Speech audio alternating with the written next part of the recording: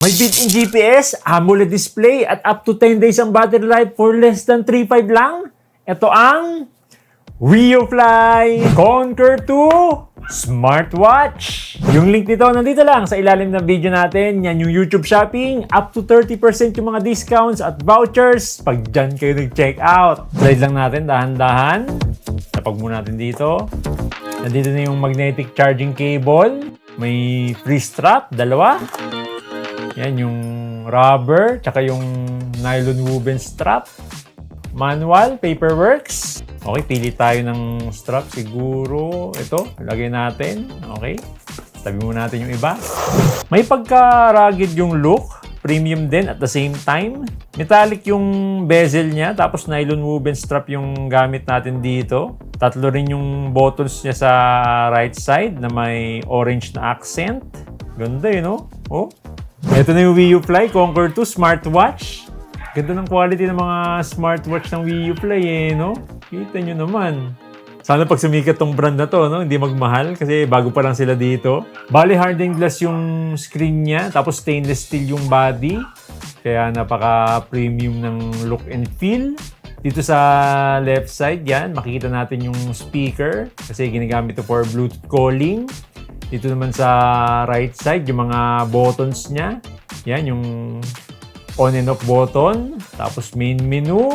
Tapos sa likod, nandito yung sensors niya, yung microphone for Bluetooth calling, tsaka yung charging pin. I-charge lang to ng 2 hours. Kaya na nitong tumagal ng up to 10 days. Pag bihira kayo mag-workout, naka-off yung AOD, tapos limited lang yung notifications, saka Bluetooth calling nyo. Pero pag naka-on yung mga features na yan, mga nasa 5 to 7 days lang yung battery niya. Or minsan mas less pa, depende sa gamit nyo, no? Bale, ito na yung home screen niya. Naka-AMOLED na to. Ang vibrant ng kulay, oh. Saka bagay na bagay dun sa frame niya. Yan, sa bezel niya, you know. Mas... Naka 466 by 466, 1000 nits yung brightness nito. Tapos by default, naka 24 hours yung time niya. So, pwede natin gawing 12 hours dito sa settings, time and date. Tanggalin nyo yung sync up, tapos yung 24 hours. Pero bago nyo gawin to, make sure naka-pair na yung watch nyo sa phone nyo para tama yung time. Pag mag-swipe down tayo, dito natin makikita yung control center. Pwede natin customize to, no? Yan, pwede tayo magdagdag, pwede tayo magbawas. Kayo na lang bahala kung ano yung gusto nyo dyan. Madami ditong mga settings. Tapos, pag mag-swipe right tayo, dito natin makikita yung app notifications, text messages. Pag mag-swipe up naman tayo, dito yung mga app shortcuts. Yan, yung unang-una, yung workout status natin, yung calories, steps, distance. Yan, Bluetooth music player, heart rate, blood oxygen, blood pressure, stress, weather, alarm, sleep, workout records, menstrual cycle, yan, women's health, stopwatch. Pwede nyo i-customize to, yan. Pwede kayo mag-edit, pwede kayo magbawas, pwede kayo magdagdag.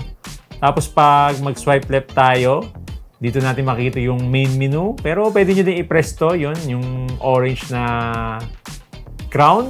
Okay, check natin yung mga apps niya. Unang-una yung Bluetooth calling, daily activity, workout records, heart rate, sleep, blood pressure. Itong blood pressure dito, hindi talaga to yung actual na BP nyo, no? Nagbe-base lang siya dun sa result ng heart rate nyo. Kaya kung gusto nyo malaman yung BP nyo, mas okay na gumamit na lang kayo ng actual na BP monitor. Tapos yan, stress, Bluetooth music player. So, walang internal storage to. Hindi kayo pwede maglagay ng music. So, ginagawa nito, kinokontrol nyo lang yung music dun sa phone nyo. Tapos yan, voice assistant, weather, breathing exercise, world clock, app notifications, text messages, stopwatch, alarm, timer, calculator. Ito, madalas din hinahanap sa mga smartwatch. Yan, tama-tama sa malaki yung screen eh, no? Meron ng calculator. Tapos, remote shutter, flashlight. So, nagliliwanag yung screen nito ng kulay white. Tapos, find phone, menstrual cycle, tapos, settings. Mayroon na rin itong 100 plus workout modes. Press nyo lang yung button dito sa ilalim. Yan, ito yung mga workouts niya. Mostly yung mga sikat sa atin eh, no? Yan, outdoor run, number 1. Outdoor walk, indoor run, Outdoor cycling, indoor cycling, pool swim, triathlon, mountaineering, elliptical. Yan, kung bitin pa kayo dyan, add workout. So makikita nyo yung mga iba't ibang category ng sports dito. Kung malakas yung trip nyo, yan, i-add nyo tong winter sports, no? Saka kahit hindi nyo nadalhin yung phone nyo pag mag-workout kayo kasi meron na tong built-in GPS. Pag mag-start tayo ng workout, makikita natin dito yung heart rate, pace, distance, duration, calories, steps, cadence, at stride. Meron na rin itong automatic sports recognition. Automatic siyang nag-i-start at nag-i-stop ng workout pag na-detect niya yung movement nyo. Pero working lang to sa walking, running, cycling, tsaka elliptical. Dapat gamitin nyo muna sa workout to at least 1 week para mas maging accurate at makabisado ng watch yung movement nyo. Tamang-tama din to sa tag-ulan kasi 380 m water resistant na to. Walang problema kahit mabasa ng tubig. Legit din na nagme-measure yung health sensors niya. Gaya sa heart rate, tsaka blood oxygen. Tapos hindi siya nagme-measure talaga pag hindi natin suot. Yan, pag nakapatong lang dito sa table natin. Ito yung result niya.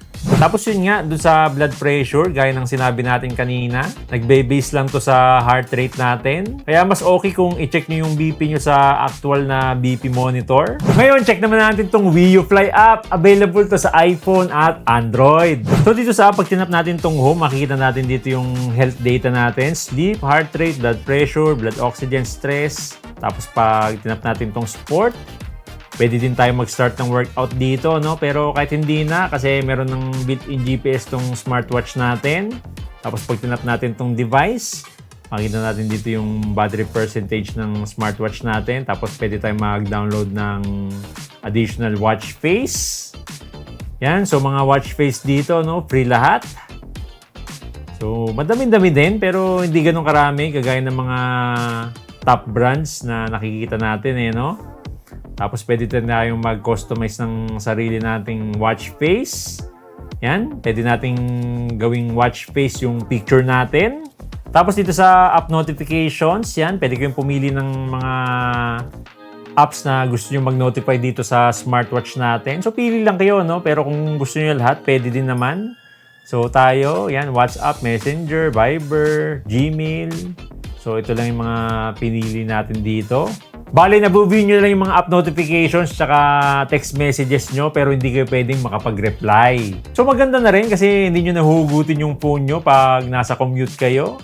Kasi makikita nyo na yung notifications dito sa watch mismo. Tapos yan dito sa address book. Yan, pwede tayong mag-add ng contacts dito para itatap nyo lang dito sa smartwatch pag magbu-Bluetooth calling tayo. Tapos yan, SOS contact. Maganda to for emergency. Pwede tayong mag-add ng number dito, no? So, gagawin nyo lang, i-press nyo lang ng 2 beses tong nasa taas na button para mag-SOS emergency. Yan, SOS contact. Tapos yan, yung reset device, firmware update. Tapos yan, pag tinap natin tong profile, tapos dito sa third-party service, pwede natin i-link sa Apple Health. Tsaka yan, yung Strava, since ito yung sikat na sikat ngayon, no? Lalo na sa mga running tsaka walking. Ngayon, try naman natin tawagan yung phone natin kasi meron tong Bluetooth calling. Okay, kunin natin yung isang phone natin. Tawagan natin, no? Okay, punta tayo dito sa Bluetooth phone calling niya. Yan, contacts. Na-add na natin tong phone natin kanina, no? Yan. Calling, nakalagay. Wait natin. Tingnan natin kung magri-ring.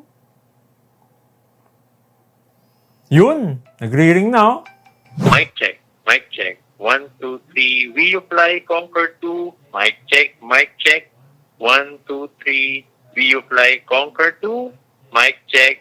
1, 2, 3. Naka-AMOLED, may built-in GPS, 100 plus workout modes at up to 10 days ang battery life. Kaya kung rugged na may premium design na smartwatch ang hanap mo, baka ito na yung para sa'yo. Stainless steel na rin yung body for less than 3.5 lang.